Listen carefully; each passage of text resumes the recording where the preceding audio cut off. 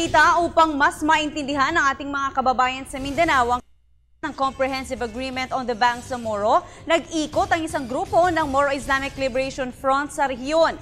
Una sa kanilang pinuntahan ay ang bayan ng Pikit sa North Cotabato kung saan ipinaliwanag sa mga residente ang nilalaman ng kasunduan. Narito ang report ni Joseph Parafina. Positibo pa rin ang pananaw ng Moro Islamic Liberation Front na magtatagumpay ang usapang pangkapayapaan at ang pagtatatag ng Bangsamoro government sa ilang bahagi ng Mindanao.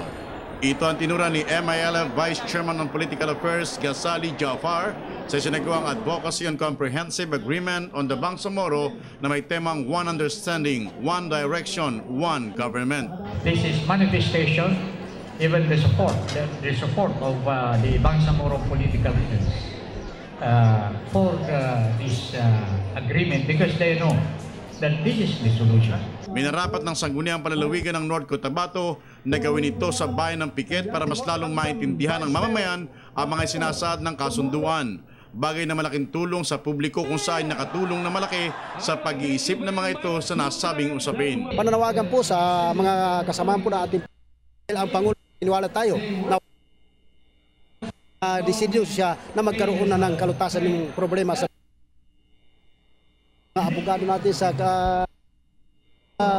Congress at sa Malacanang na nagre-review, sana po i-fast track po nila ang pagre-review. Total aware yung lahat ng leader dito sa Pikit dahil konkreto na po yung napagtanungan ng mga na matagal na inaas na magkaroon tayo ng taong mapagtatanungan na tama yung ibibigay sa atin na informasyon. Para sa mga local executives ng bayang ito, importante ang ganitong pagpapaliwanag para mas lalong maunawaan ng publiko ang mga sinasaad ng peace agreement na ito. Ito po yung isa sa pinakamalaki po na advokasya na ginawa po ng local government unit dahil lahat na po ng leader sa iba't ibang sektor po ng bayan ng Pikit ay inimbitahan na po namin.